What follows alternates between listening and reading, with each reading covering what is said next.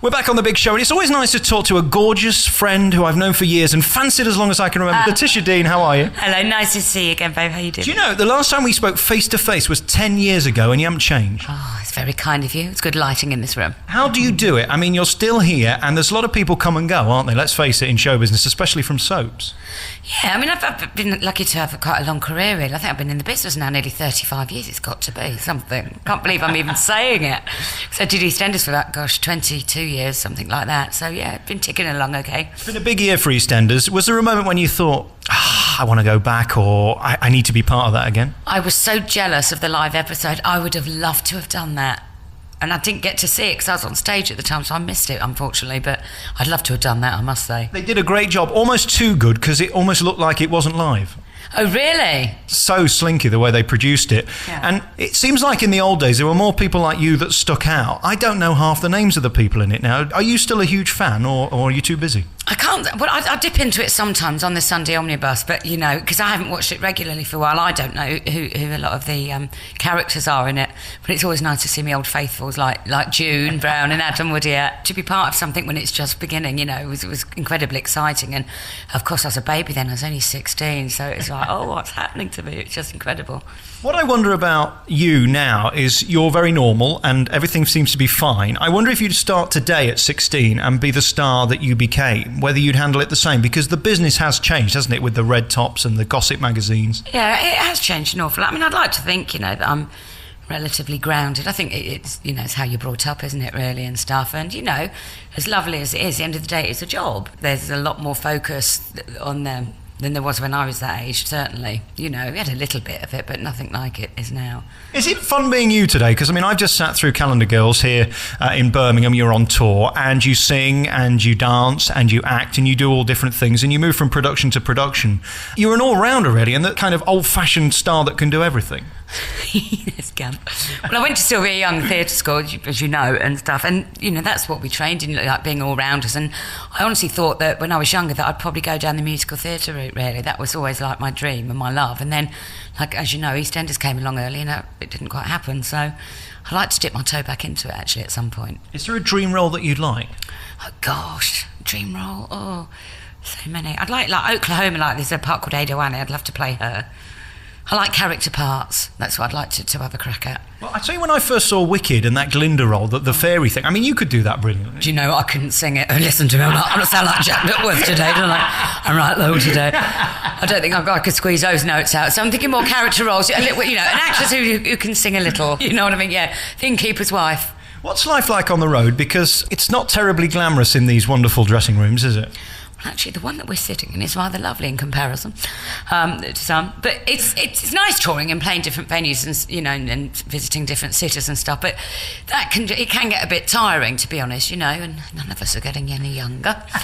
So the schlepping around is always a bit difficult. But it's such a lovely company we've got here, and it's got a really nice vibe. It's nice, relaxed atmosphere and stuff. It's a tough gig, though. I noticed today at the Birmingham Hippodrome, which is a huge theatre, one of the biggest in the country, no PA system, so you've really got a boom, haven't you?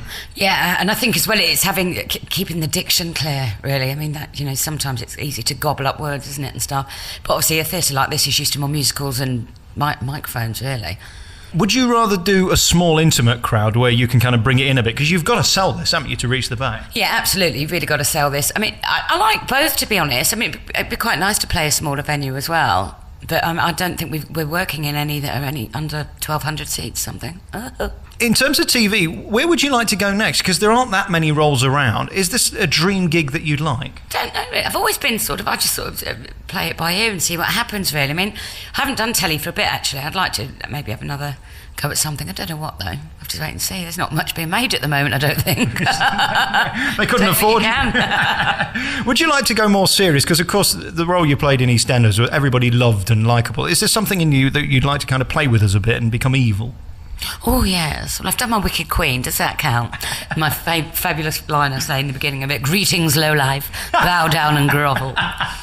I enjoyed that. Yeah, I mean, I think most actors would like a bit of variety, really, in their work, but it's, it's whether it comes up or not is the problem.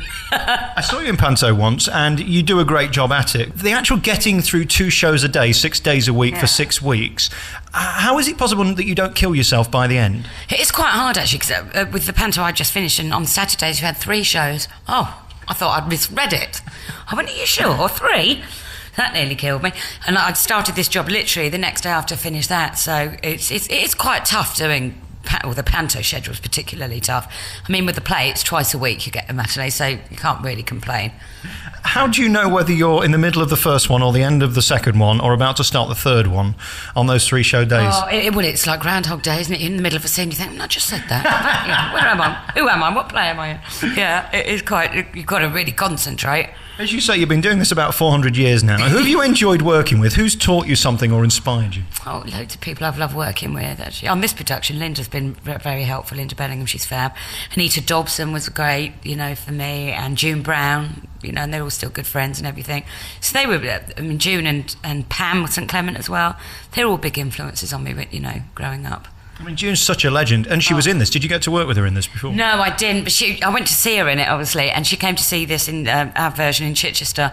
I went, oh, what a shame we couldn't do it together. I'd love to work with June again. She's just a top woman. I've never met anybody like her. She's like Kenneth Williams with the wit. She's brilliant, isn't she? And, the fact is that she's so funny as Dot Cotton, yet she's so truthful, isn't she? She's just incredible. I really think she should become a dame. We call her that anyway, Dame Brown. What is being an actor? Because to act really well, you've got to make it look like you're not acting. I think the key is to be in the moment, really, and, good old-fashioned listening, really. Because sometimes, if somebody's got a lot of dialogue and you're saying nothing, it can be very easy not to keep the focus. So I think that's the key. And very finally, staying glamorous and gorgeous, and that's why you get all these roles. How do you manage it? What diet are you on? Is it Rosemary Connolly, Atkins? How do you do it? I've just had a lovely jacket potato and baked beans. That was nice. Just keeping fit, really. I do it about 3 times a week. I manage to do what 3 times a week? Bit of gym work, which is all a bit boring, really. And a bit of that, but, it's got to be done. And running around the play, the energy of a play, really, that keeps you fit, the adrenaline kicking. And the costume changes on this are so quick. I can't, the bras flying off, trousers coming down. Yes, that keeps you going. So you can't be proud when you're in this business? Not really, no, you soon get over it. It's like, people always say, what's it like having to take your top off on stage? Well, I was more worried about the piano, which I've got to apologise, I completely messed it up today. Did you notice? No. Oh, I sounded like Les Dawson, it was awful. Well, I think the thing is, when there's an actress playing a piano, we presume you're not playing it anyway, because we wouldn't think you'd have that talent. Oh, you're very kind. I can play my 6 chords. Although not today, evidently. I was terrible today on the piano. Nobody noticed. That's a good thing about it. Congratulations on being you. I'll see you in another 10 years. I wonder what you'll be doing then. Oh, gosh. Hopefully sitting down in the armchair, probably. Letitia Dean, thanks for talking to me. Thanks, Sam.